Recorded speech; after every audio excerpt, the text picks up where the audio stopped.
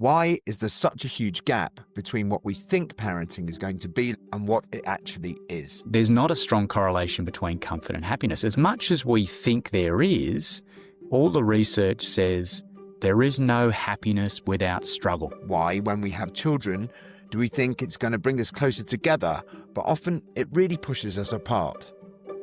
What are the jobs of mums and dads now? You can helicopter parent for as long as you like, but at some point, our little humans grow into big humans and they will experience risk and they won't be equipped with the lifelong tools to engage with the risk in order to realise the opportunity. What's a dad when we're no longer just providers? What's a mum when they often are?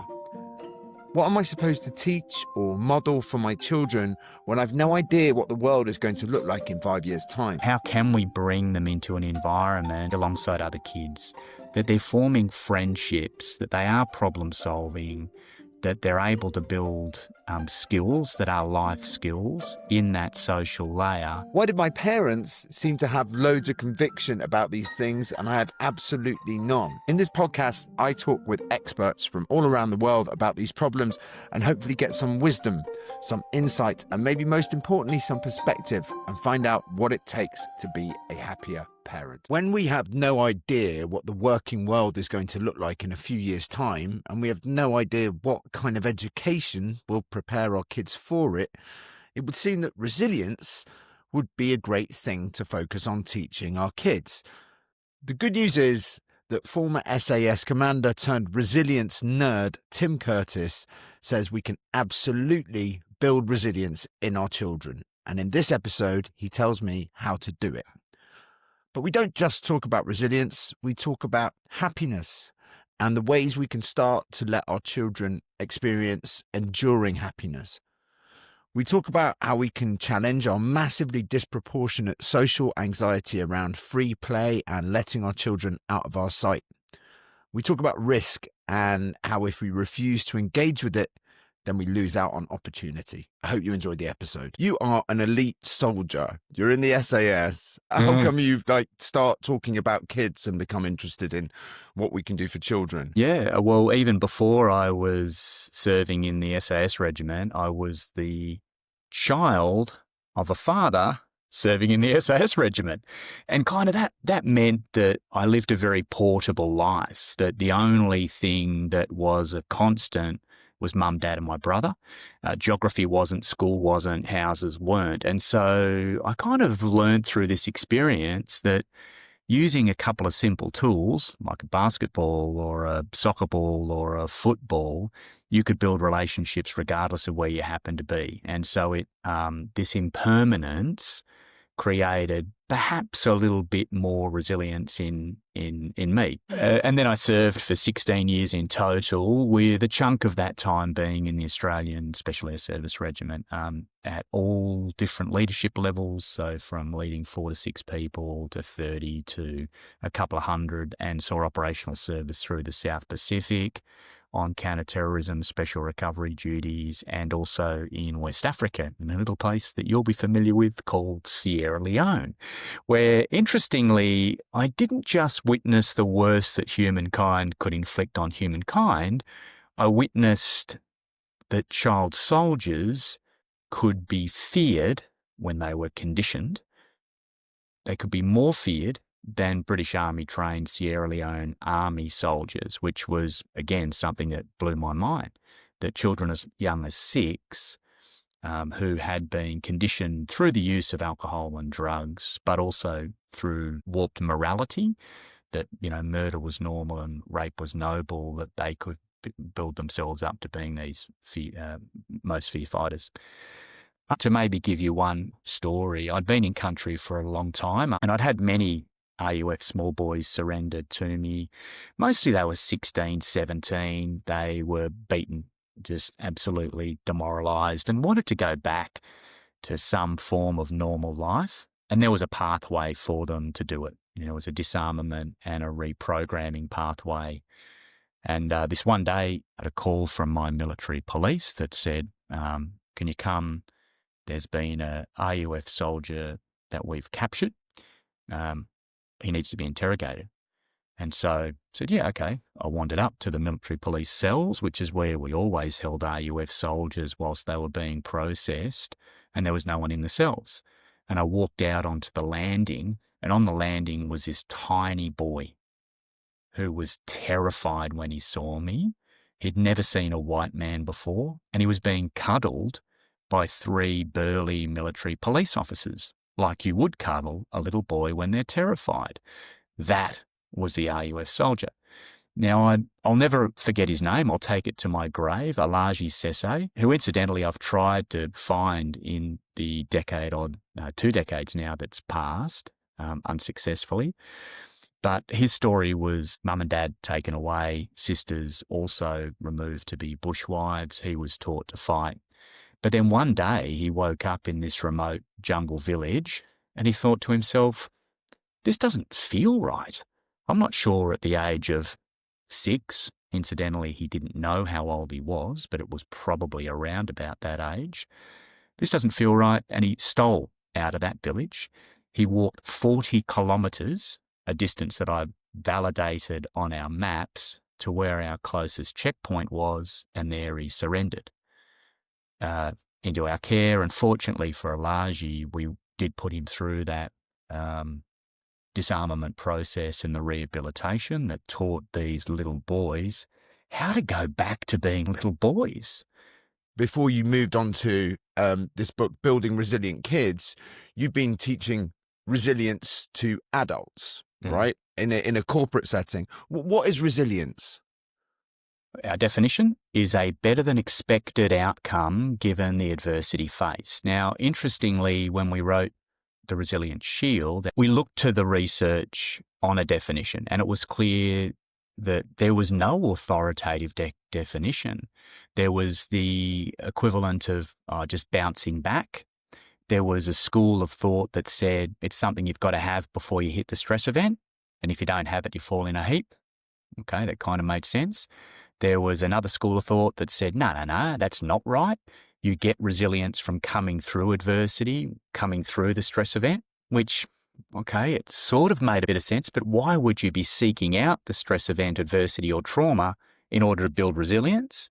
And so we liked a combination of those things, and a better than expected result given the adversity faced recognises that you could have a whole heap of things taken off you. You could lose a loved one, you could lose your job, you could be under financial stress. But if you have a better than expected result given the adversity faced, you would define as being resilient. But the next question you've got to ask is, all right, well, how do I make contributions to my resilience? And this is where our ignorance led us to again look at, well, what are the constituent parts that contribute to individual resilience? Again, there was nothing really authoritative on that. There was some that said you need a big deadlift. There was some that said do some yoga. There was some researchers that talked to the importance of social support systems. There was others that said it's all about psychology. In an actual fact, it's all of those things and more. So our model recognises this innate layer, which is nature, nurture, genetics and epigenetics that make a contribution to resilience. The next part's kind of important, that it's very dynamic. Our resilience can waver, can wax, can wane, can be improved, depending on what we experience in this moment or in what happens next. But the exciting part is it's very modifiable. But the innate layer for us is a bit fixed. Not so in our kids. Lots we can do in that innate layer to build resilience in our kids. Then for adults, there are 4 modifiable layers, truly modifiable, that are statistically significant and operate independently. The first is the mind layer, the importance of your mindset, the view you take of anything, and then the importance of meditation, mindfulness practices. Then the body layer, sleep, diet, exercise. No prizes for telling you those 3 things are important. That healthy trinity where sleep, diet, and exercise, if you consider them on an angle each of the triangle, do one well, you'll probably make a positive contribution to one, if not 2 of the other angles, but compromise it, you'll undoubtedly sacrifice something in the other angle. And when you think about sleep, diet, and exercise as being a contributor to resilience, it makes a whole heap of sense. And so therefore we get no prizes for telling you that they're important. However, when we're under stress load, they're the first three things that go. We'll compromise sleep, diet, and exercise. We don't fight harder to keep those routines. Then there's the social layer, the importance of the social support systems and networks, the people that are there for you, the people that you're there for. And that layer has, through the Harvard Grant study, been identified as being crucial. At the age of 50, it's the biggest determinant on whether you'll be healthy, happy, and alive at the age of 80. Not whether you're eating a Mediterranean diet or doing yoga or you're in the garden every day. It's the strength of your social support network and systems at the age of 50. Then there's the professional layer, confidence, competence. How do we do that? If we aren't good at our job, it brings more stress into our life. And our final layer is the layer you get for free, the bonus layer of adaptation, which recognizes that if you're kind of broadly resilient in those other layers, adaptation will allow you to do things that you never thought were possible. And so that model, completely modifiable. That is, you can do things for you, but that model also highly dynamic, that you can be more or less resilient depending on what is happening in your life. And then shifting across into our kids, we always said that the model and the concept of resilience varied by degree and not kind, that it was as applicable to a toddler as it was to a grandparent. And hopefully I've proven that in the book Building Resilient Kids. We can make adjustments at the youngest of ages. And let me give you the most extreme example. You can teach a toddler to meditate. You can't do that in the cross-leg lotus position, incense burning sense. But what is meditation? It's just the lowest form of self-leadership. We call that self-awareness. And so we can certainly teach a toddler a component of self-awareness. Let me give you a precise example on that. You know the toddler tantrums where the toddler's screaming and periodically they open one eye and look for a parental response. Yeah. Now we could dive on that and try and smother it. Oh, it'll be okay. Come here. I'll give you a hug. Or we could recognize the toddler's not in danger. This isn't life-threatening nor life-ending. In actual fact, it's a teachable moment. So allow the toddler to sit in that emotion. And in doing that, the toddler will realize a few things. Thing one, that emotions have a finite time span. It's research out of Jill Bolt Taylor, a neuroanatomist, that says a human emotion lasts about 90 seconds. It depends on the emotion, but generally it goes because of the neurochemical dissipating. The second thing is that they can do something about it, that they can regulate that emotion depending on what it happens to be. And if we use that as the lowest rung of meditation mindfulness, you can start at the youngest age. I only learned this interviewing another person for this podcast. And basically what that research says is that within that 90 seconds is your response to whatever puts you in that state, moving through your body. And then after that 90 seconds, if you're still in there, that's on you. Yeah, That's exactly. you kind of repeating that thing and sticking with it, which is amazing to know as an adult, actually. Yeah, you're knowingly, willingly re-triggering the neurochemistry that fires that emotion. And so if you think about this, that nature loves equilibrium. We love being on a baseline. We don't want to be too aroused or under aroused. We just want to sit on this level of normalcy. Now, it doesn't work like that, but you trigger a neurochemical. Let's pick the dumbest one, anger. And that fires our amygdala. It dumps a heap of adrenaline and other neurochemicals, fires us up off the baseline. But using Jill Bolt Taylor's work, 90 seconds later, that neurochemical will start to dissipate. Now, unfortunately, it doesn't just fall back to baseline and we're normal. It falls through the baseline in something called a parasympathetic backlash. And so now our neurochemistry, the neurochemicals we've used, must reconstitute to get us back onto the baseline. And if I, again, put this in the context of an acute stress response, where we've placed a human, or maybe unfortunately a human has been exposed to something that's super profound, even though they haven't necessarily done anything that's physically challenging, they get really tired. They get really emotional. They feel like they need to go and have a rest, and that is because of that parasympathetic backlash. In practical terms, some of your listeners might have gone and done a parachute jump. And at the end of the parachute jump, they're absolutely amped, adrenaline. But maybe a little time later, they'll feel a bit sleepy. Well, the adrenaline has fallen out of their system. It needs to be reconstitute, to rest. Those two things are key to building resilience. Right. That's so interesting because actually, your publisher sent me your book and I was like, oh, brilliant. SAS guy tells me how to make resilient kids. This is going to involve waterboarding somewhere. And I was like disappointed by the lack of waterboarding, Tim, I'll be honest.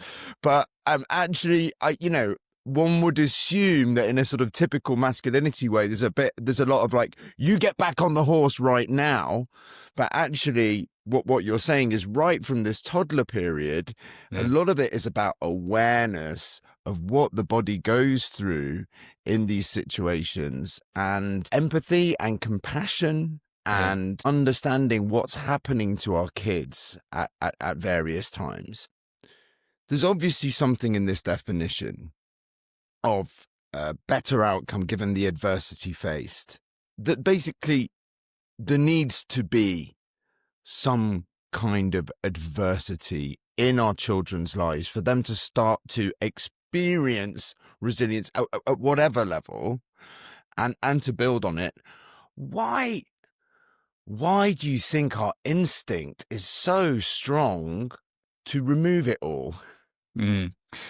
Remove obstacles? It's look, as a resilience nerd, and my unique selling proposition is I know nothing on the subject. I'm not an academic. I'm not a child psychologist. I'm not a teacher.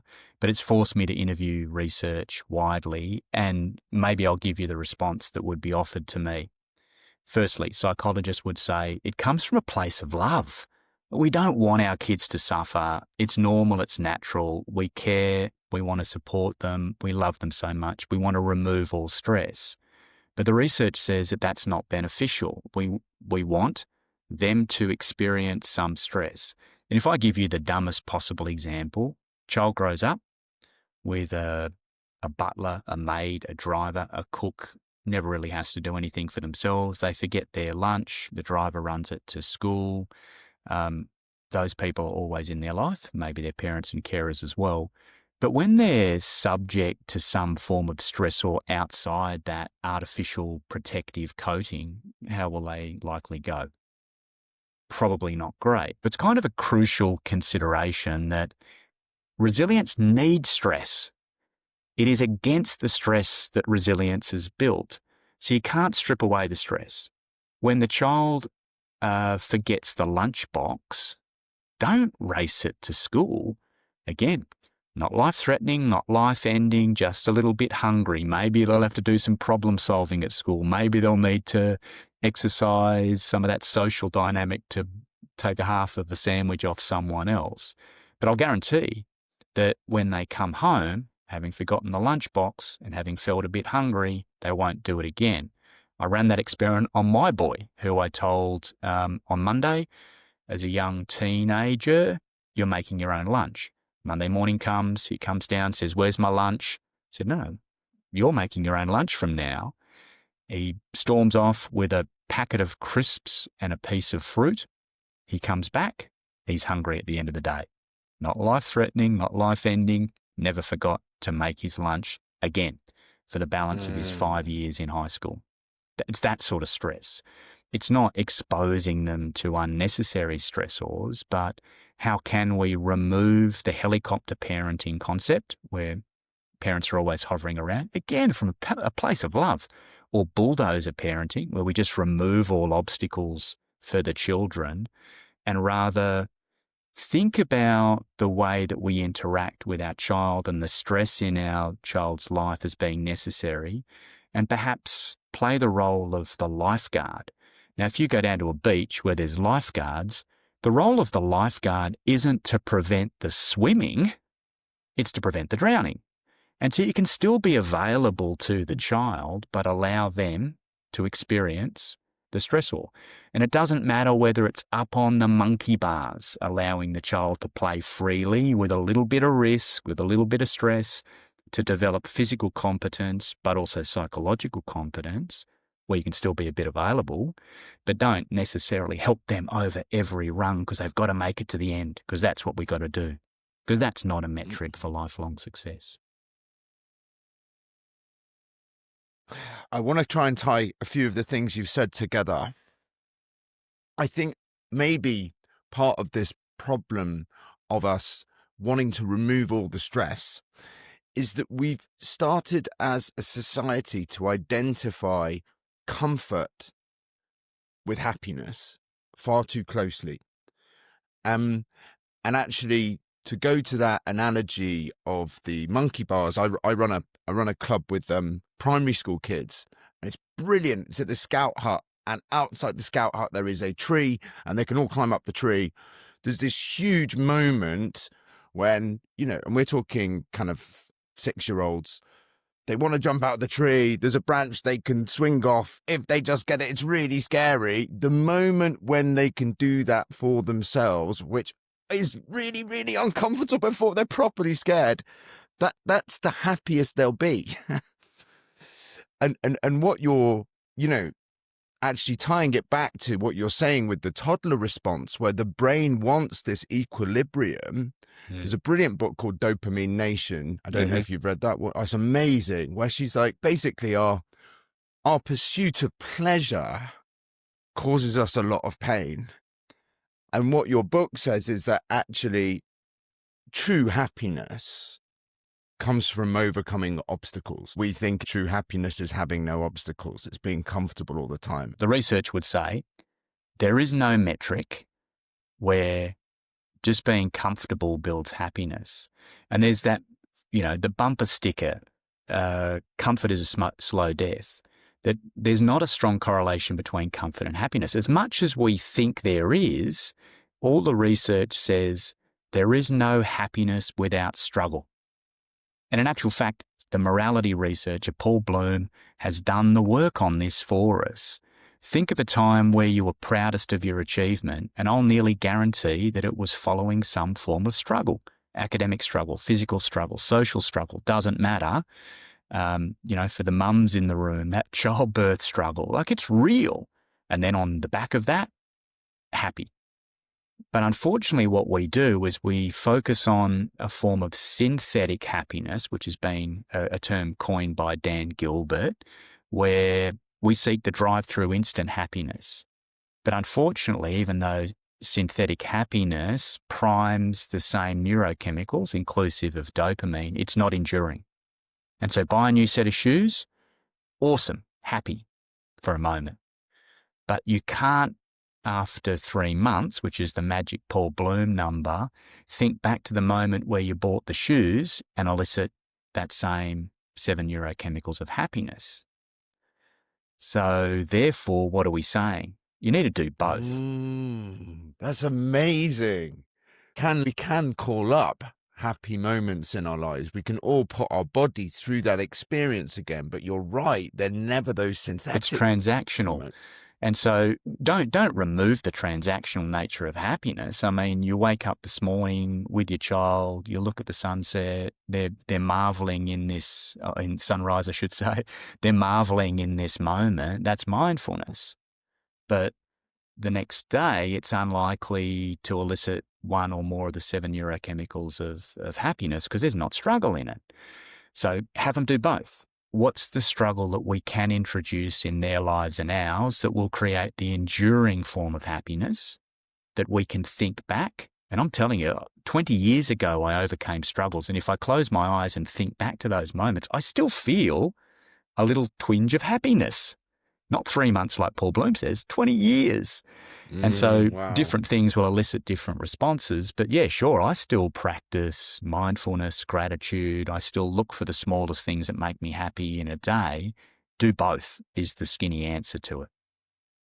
You actually said there is a way to use synthetic happiness better, right? Which is in little bursts rather than big events. Can you just explain that? Yeah, I mean, little bursts, the smallest thing to find gratitude in, the smallest thing that you can identify that makes you happy, breaks our inbuilt negativity bias. Our brain is hardwired to think negatively about everything, including in our kids. And unsurprisingly, the reason for that is it doesn't do a great job of keeping you alive if it's only looking at the rosy things. So therefore, we make these observations and think, oh, that person didn't speak to me because they don't like me. Not that they didn't see me. It's this negativity bias. And you can break that by seeking the smallest things that make you happy, or appreciating the smallest things through this concept of synthetic happiness. But it can't just be synthetic happiness because it is so transactional. The kids that are struggling focus on the new pair of shoes. And when I'm not happy with the new pair of shoes, I need the new iPhone. And when I've, kind of become a bit disinterested in the iPhone, I need to go and get the next thing, rather than balancing the enduring form of happiness, that there is no happiness without struggle, with the little parts of this synthetic happiness. We're teaching our kids to be patient, and patience is kind of an important consideration when they crest out of their teen years into being an adult. And patience is what we lose by trying to fill happiness through this synthetic form, through the transactional nature. You use this expression, embrace the suck, that you use with your kids. I think it's not just that we've become bad at enduring hard things, we've become bad at enduring no things. Yeah. Like, we can't be bored. We can't be bored. Whereas actually that's a really important part of the human experience, and always has been, these bits where nothing is happening, right? But it's like, it's intolerable to us, right? Oh, to be bored. And I'll challenge you that when your child comes to you and says, Mum, Dad, I'm bored, it's really boring here, do nothing. Do not intervene. Allow them to wallow in the concept of boredom and see what happens next. They will fill that boredom with something that is interesting. They will go out and interact with an object or a person in order to not be bored anymore. But you haven't helicopter parented that. Oh, let me give you a screen to satiate your boredom. You haven't said, oh, let me make you a snack to satiate your boredom. You've allowed them to sit in that, and sitting in it is a form of is a form of self-awareness. It's that kind of self-leadership we talked about before. And if you think about this at 3 different levels, we want our kids to be self-aware so then they can reflect. Self-reflection doesn't exist unless you've got some level of self-awareness. And you can't go to the next level until you've done the reflection. And the next level, self-regulation. Now you're aware of it, you can do something about it, whether it's boredom, whether it's emotional distress, whether it's agitation, frustration due to a circumstance or a person. Unless you've got the awareness, the reflection, you can't regulate to do something about it. So that's kind of the concept in our littlest kids of how we build meditation mindfulness. I love that phrase, self-leadership, all of those 3 things coming together to make self-leadership. And that's wonderful. I want to go back to what you said about our negativity bias as humans and thinking about that as parents. And there's a brilliant chapter of the book which starts with the very tragic kidnapping of Daniel Morecambe, who is a child who was kidnapped. And for, listeners in the, UK and the States, we all have our versions of these stories. And this has been in the 60s, in where I grew up, it was Myra Hindley. And then there was instances, there was a terrible one in the 90s of a 2-year-old boy being kind of taken by some teenagers.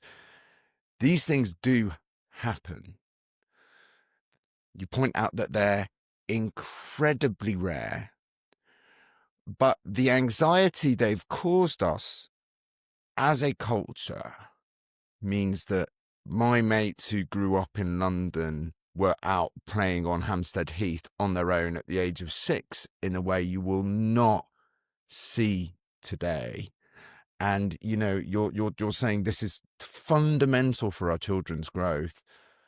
How do we challenge our anxiety around these things and just have a bit more faith when, as you said, our negativity bias just leads us to believe there's predators around every corner. Mm. How do we do it? Well, I interviewed Susanna Kindred, a highly regarded clinical psychologist and a mother, and she talked to the importance of free play, risky play. Through that, kids can emotionally regulate, they build agency, they can problem solve, they can kind of turn their attention to being cognitively flexible. To which I then said, well, do you allow your kids to go outside free play, risky play? She said no. So there's a clinical psychologist that knows it's crucially important, but as a mother has this kind of failure to launch to allow her kids to go out, go down the park, interact with others. Now, statistically, the chances of one of our kids being abducted is 0.01%. It depends on the country, it depends on the state, but statistically it is like such a remote possibility. There's a high probability our kids will get struck by lightning. And so therefore enabling this, or we can enable it through, firstly, still having boundaries. We're not suggesting for a second that we're saying kids go out there and, come back when you like. You're either geofencing, where you'll allow them to go, you're time binding, where when you want them to be back, you can have them report in periodically. And most importantly, build this neighbourly culture where the adults, like-minded, can look out for these kids. And kids feel comfortable if they are exposed to something that's unusual to go and knock on anyone's door in the street, in the suburb. And unfortunately, we've lost that enabler. We probably are losing touch with the streets on which we and our kids are living now. And that wasn't the case 30, 40, 50 years ago. There was a higher level of familiarity. And I find that really quite interesting and probably causal or contributing in some way to why we won't allow our kids to go out and play out in the wilderness, in the suburbs, where once upon a time we had plenty of sets of eyes looking out for our kids. Now we don't feel that's so it's the the idea case. that our children are our problem rather than children being everyone's responsibility, right? Yeah, there's an awesome book called How to Train an Adult that speaks to this. There's also an incredible book called The Last Child in the Woods, Why We're Not Doing This. And some of it's kind of a bit litigious, that, I don't know, we're afraid that someone can sue us or there'll be some damage somewhere along the line. Some of it's this urban infill, that the areas that we could explore when we were growing up don't really exist anymore because they're turned into housing, and density of housing is removing some of that. Then there's the hours people work. I've got to say, I was really thrilled. My 12-year-old and his mates went and broke into a disused warehouse and ended up running away from the security. I was like, yes, that is still on. That's still on, which is, I mean, dare I say it, it's what I used to do growing up. Oh, man, I mean, there's no video game is that good, right? No, that's right. Yeah, that's nearly real life experience that could be in a video game, or maybe isn't a video game. That's kind of the interesting part, that we can bear in mind we're in the information age. So when a Daniel Morecambe moment everyone knows about it. And everyone fixates on it. And I did too. My parents lived very close to the Morecambe family, even closer to where Daniel Morecambe was abducted. And my son, who went from being 4 to 12 in the time that this case was live, before they found a suspect and arrested him, used to periodically ask that question. Why did they take that boy? What happened here, Dad? And it definitely skewed my view of what I'd allow my son to do. But statistically, that's not right. So my emotion comes from that same place of love, care and support, but I'm not acting in the best interests of my boy by preventing him from going out and interacting with that environment. And outside of that, of familial abductions, where a child is abducted by a parent, the chances of them being taken is very, very remote. I think it's really interesting that we'll move on to kind of tech now. I just started on Jonathan Haidt's book that you reference a lot. I just started on it yesterday, and I think it's really interesting that he starts with this premise that the anxious generation has come from two things. One, the first one is this removal of free play. It's our fear and anxiety as parents of wanting to kind of keep children safe. And then the second one is children's lives being more online and that being unmonitored.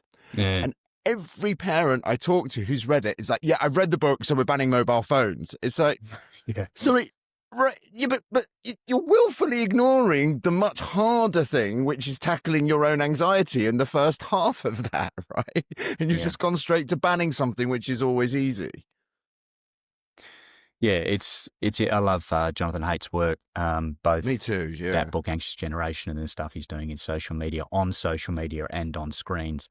My philosophy supports his thinking and the thinking of others, that we want to be cautious about the amount of screen time. Again, the research is in by most health departments in most states, in most countries, that says in our toddler waddler years, they should do 0 hours a day screen time. In our tween years, 1 hour a day. This is non-educational screen time. And in our teens, 2 hours. Now, our teens are spending on average 3 to 5 hours a day, so it's way too much. And we know that there's cognitive and physical impairment when the kids spend too much time on screens. Oh, by the way, we've just been talking about abduction. You want your child to be abducted or bullied. The easiest way for a belligerent to do that is through a screen where there's lesser risk of them being arrested. So kind of stand fast on that. My philosophy is slightly different, and maybe I could summarize it in 2 key points. It's not the screen that's the problem or the app.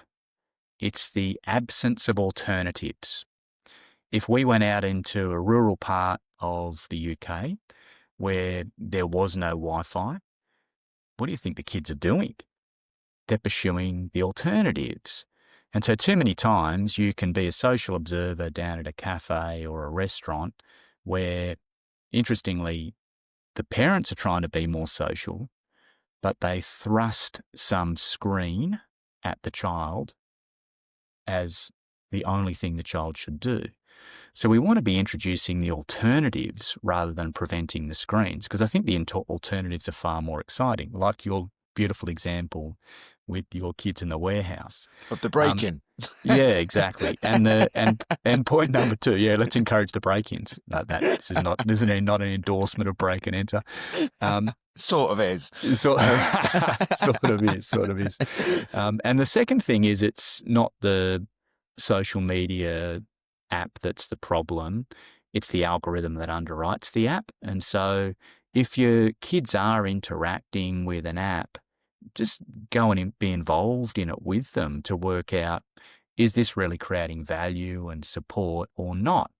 Is it bringing our kids into a live time or dead time? Is it bringing them fulfillment or not?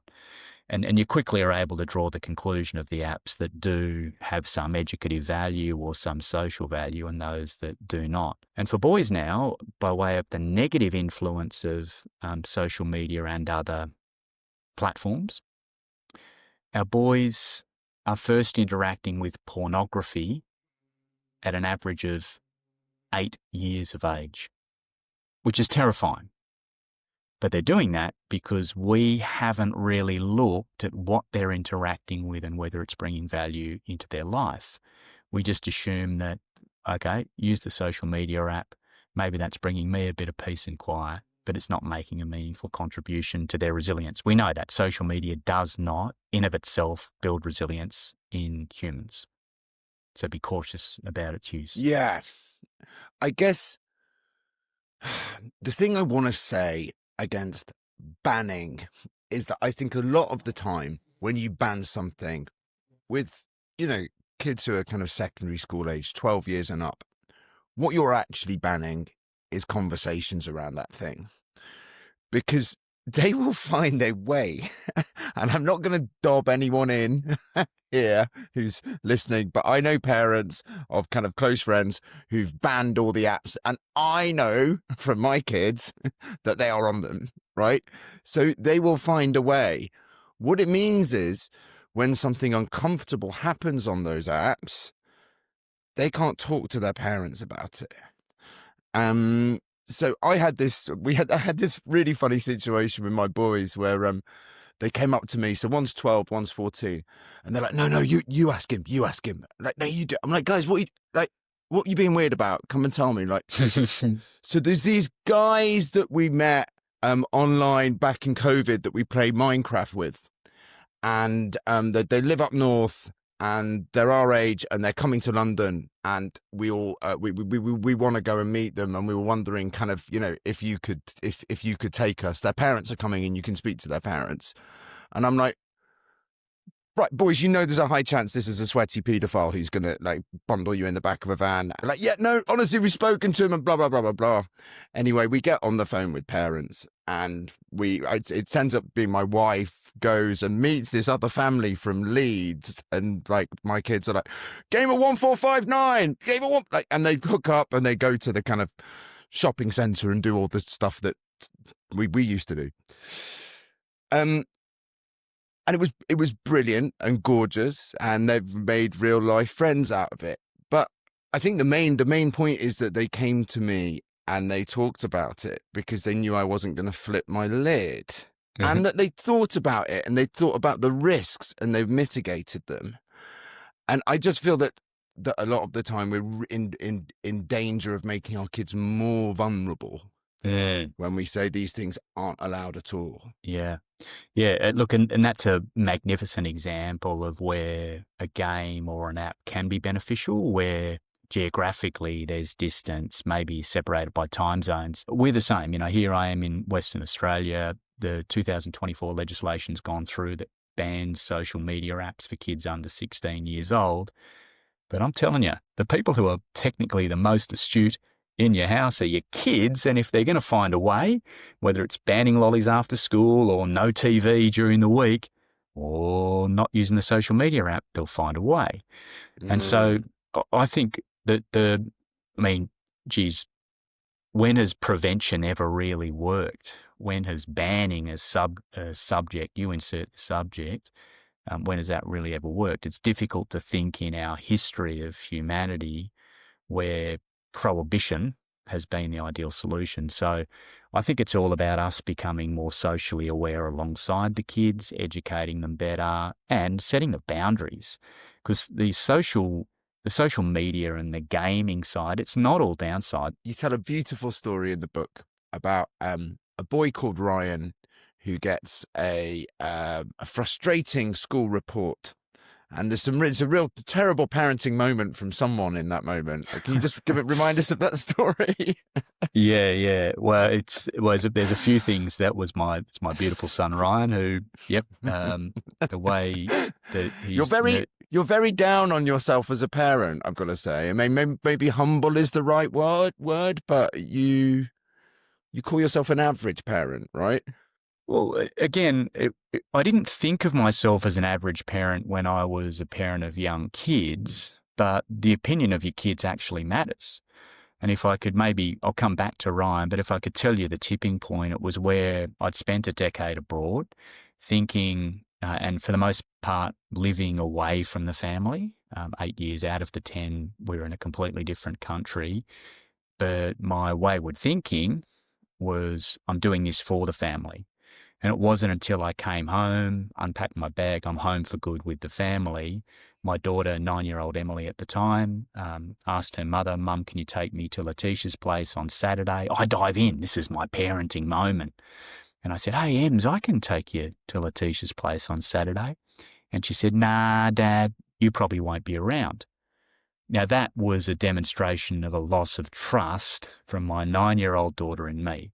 And so I do put my hand on my heart and say I didn't go through a positive parenting phase, that actually I wasn't a great dad, and I've spent a decade hopefully trying to claw some of that back with my beautiful kids. But on the subject of Ryan, we got frustrated, my beautiful partner and I, that Ryan was average. He was average on the sports field. He was average at school. And for both of us, we, after receiving this particular report card that said, yeah, he's just average, you could put in more effort and be much better, we kind of blew our stacks and we said, Ryan, work harder to be a jock or work harder to be a nerd. Just do something. And he started crying. And he said, well, why can't I just work harder to be a good Ryan? And it was, again, one of those beautiful moments where, you know, beautiful blue eyes, tears streaming out of it. I just felt devastated. What's wrong with him just being the best version of him? Didn't have to live up to my expectations of him being a jock or mum's expectations of him being a nerd. Just be the best version of him. And fast forward, the kid graduates with an economics commerce degree. He's in a grad program. He's got an awesome group of friends. He plays in a band. He's still playing sport, not because he wants to compete, but because he wants to do it with his mates. I mean, we were wrong. He was right that time has told that story. Allow them, enable them just to be the best versions of themselves. Yeah, it was a beautiful piece of writing. That I really love the way you told that story. Mm. There's a lot in your book about, possibly because you're Australian, but about the value of team sport. I would say, in particular, it's in all those layers, in the physical, in the social, in the. What about the chronically unsporty? What can we try and replace that with? It's also, there's obvious mentors in sport. None of my kids are into team sport. Have you got any advice for where I could be looking to replace those lessons that can be learned in that area? Yep. And so a question I asked of all the clinical psychologists that I interviewed on the issue of sports is, which is better? Team sports or individual sports? Which should our kids be playing? And they all said, well, it kind of depends. And then I pressured them. I'm like, no. Which is it? And they said team sports. But it does depend. And in actual fact, we think of team sports like it is football or cricket or rugby. But that's not the only team sports. There's plenty of individual activities that bring together like-minded people as a team, that enable this social cohesion. So you think of martial arts. Martial arts is an individual activity, but you go to the dojo with a group of others, not necessarily only your own age, and that's beneficial. Dancing, typically individual, there are troop components, but you're going to a dance class together. So the question is, yes, it does depend. How can we enable our kids to get the strength of social connection? And I use that term team very loosely, but how can we bring them into an environment where they can be alongside other kids, that they're forming friendships, that they are problem solving, that they're able to build skills that are life skills in that social layer, even when they're undertaking an individual sport. It's also building their friendship modules outside of the school environment, that they can diversify that social portfolio, which is kind of crucial. I thought you're very, very near the end of the book. You talk about your group holidays to Bali and this idea of communal parenting. Yeah. And it really made me think, actually, one of the best things I've done for my kids isn't something I've done. It's completely by chance. It's by the fact that they've got 13 cousins who all live, within a couple of kilometers in London, and they spend a lot of their life rocking around in this massive crew. Falling out with each other, repairing, adjusting hierarchies, looking after each other's needs. And it feels like actually that's something we can manufacture for them, even if you're not as lucky as me and its family, that we can really go all out in making sure there is a social layer of other adults and children that we're in all the time. Yeah, I mean, in evolutionary terms, when we were, back in cave communities, we did go up and down the ages. Your specific age was less relevant. And so you learned through observing others. And it's great that you're learning from observing the behaviours of older kids and other parents. Communal parenting came to me in a moment where my then very little daughter, maybe 5 years old, Lucy, in a pool in Bali, goes to the swim-up bar. She's been observing the adults having a great time after they had a few bintang beers. And so she swims up to the bar. She says to the bartender, I'll have a bintang, thanks, and a mate of mine, Mike. He happens to be there, bintang in hand, and he interjects, the barman hands Lucy a bintang. I mean, it's barley, clearly thinking the child's taking it for the adults. And Mike says, hey, whoa, Lucy, you can't have a bintang. And she looks at him. She's disgusted. She says, oh, what can I have then? He said, you can have a milkshake. And so, bang, communal parenting was born. It was this realisation that if there was a bunch of parents and 15 kids, it didn't take every single parent to supervise the kids. It only took a few. As long as you have the same beliefs, as long as you desire the same thing for your kids, as long as you discipline in similar ways, it works really well. And we applied it for years. Now, it's not just the supervisory part that enables the adults to go and, take a bit of time off, but it also forced the interaction with kids alongside other adults. And that interaction through the years has been incredibly beneficial. I can cite numerous occasions where one of those parents has given me a call and said, hey, I'm having difficulty with teenager. What can I do? And I've said, I'll come over. I'll come over and I'll see if I can change the angle on it. And nearly always it works. Or I say, hey, I'll come and pick the child up. Let's remove the friction. I'll put them to, some meaningful work alongside, his friend, my son, or her friend, my daughter, and inevitably it does work. And so those relationships, not only through the times of friction, but also in general, has been super beneficial. And now when we go out, the kids, my kids have just crested into their adult years, and the adults, they've got a really strong bond. It was formed through communal parenting. I just want to finish up and actually tying together. I think there's an element in everything we've said. Even there with the letting someone else talk to your kids, there's trust, right? That these other people have the same values as you, that everything involves risk. Yeah.